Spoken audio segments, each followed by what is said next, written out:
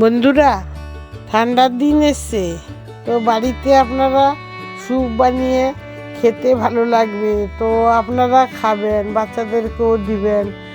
তো দেখেন, এক প্যাকেট স্যুপ কিনে আনেন, সেটা কীরকম বানিয়ে ঘরে বানিয়ে খেলে কেমন, তো কিনা জিনিসটা কেমন, আপনারা একবার বাড়িতে বানিয়ে দেখেন। আর আমার পুরো ভিডিওটা আপনারা দেখবেন স্যুপের, তারপরে বানিয়ে আপনারা খাবেন। ঠান্ডার দিনে খুব ভালো লাগবে গরম গরম স্যুপ। আর আমার পাশে থাকবেন। তো আপনারা দেখেন আমি কিভাবে বানাচ্ছি আর কি কি দিচ্ছি। তো প্রথমে আমি এখানে কিমাটাকে দিয়ে দেবো। কিমাটা আমি দিয়ে দেবো, একটু ফুটবে। ছোটো চামচের 1 চামচ নুন দিয়ে দিলাম।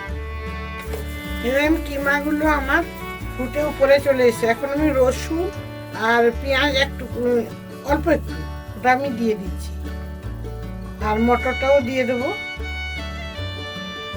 এই স্যুপটা আপনারা ঠান্ডার সময় বানিয়ে খাবেন। দেখেন চিকেনগুলো ছেড়ে গেছে আর পিসও হয়ে গেছে কিমাটাকে, আপনার ভেসে উঠেছে। এখন একটা 2-3 মিনিট মতন ফুটবে। এখন আমি ব্রোকলি দেবো আর এই একটুখানি বাঁধাকপির পাতা। বাঁধাকপির পাতাটা পরে দেবো, কেন কালারটা চেঞ্জ হয়ে যাবে, না আলাদা। বাঁধাকপির পাতা, শিমলা মির্চটা পরে দেবো।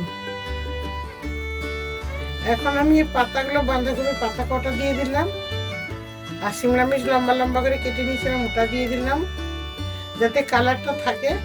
কালারটা থাকলে দেখতেও ভালো লাগবে। 2-3 পিস টমেটো দিলাম। এখন আমি কর্নফ্লাওয়ারটা গুলে নিয়েছি। এখন এটা আমি দিতে নাড়াতে থাকবো বারবার। নাড়ানো বন্ধ করবে না, তাহলে ডেলা পেকে যাবে। এটা বারবার এমনি নাড়াতে থাকতে হবে। এখানে আমি কর্নফ্লাওয়ার গুলেছিলাম বাটিটাতে। তো এই বাটিটাতে আমি ডিমের একটা সাদা অংশটা নেব, কুসুমটা নেব না। আমার এইটুকু হয়ে যাবে, আর লাগবে না। এখন আমি এই সাদা অংশটা এটাতে দিতে থাকবো আর নাড়াতে থাকবো। দেখছেন ডিমের এটা পড়েই গেল পুরো। এই দেখেন স্যুপের এটা কালারটা কত সুন্দর এসে গেছে। এই স্যুপটা ঠান্ডার সময় খেতে খুব ভালো লাগে। আর এখন আমি এই চিকেন মশলাটা এখন আমি দেব।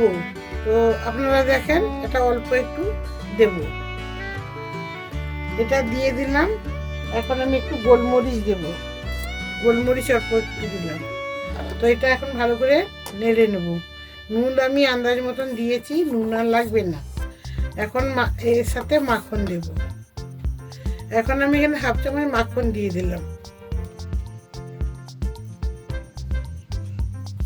মানে আমার স্যুপ হয়ে গেল রেডি। এটা কতক্ষণ লাগলো দেখেছেন তো? এমনি ঠান্ডার দিনে বানিয়ে সবাই খাবেন আর বাচ্চাদেরকেও দিবেন, ভালো লাগবে খেতে।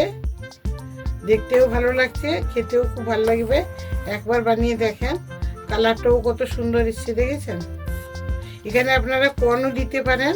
আমার কাছে কর্ন নেই বলে আমি কয়েকটা মটর দিয়ে দিয়েছি। তো আমি এখন গ্যাস বন্ধ করে দিলাম। আমার এই রেসিপিটা হয়ে গেছে স্যুপের। তো আমার স্যুপের রেসিপি হয়ে গেছে। ঠান্ডার দিনে আপনারা এমনিভাবে বানিয়ে স্যুপ খেতে পারবেন। আর ঘরে যেই উপকরণগুলো থাকে সেইগুলো দিয়ে বানানো যায়।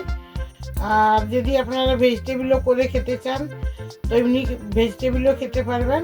আর এটাতে যদি ঘরে কোনো মাংস টুকরো থাকে, কোনো সময় ফ্রিজে 2 টুকরো হয়তো রেখে দিতে পারে, সেগুলো দিয়ে বানিয়ে দিতে পারবেন বাচ্চারা যদি ভেজিটেবল না খেতে চায়। তো আমার ভেজিটেবলের রেসিপি আপনাদেরকে দেখাইনি, এটা আমি নিজে কিমা দিয়ে বানিয়েছি।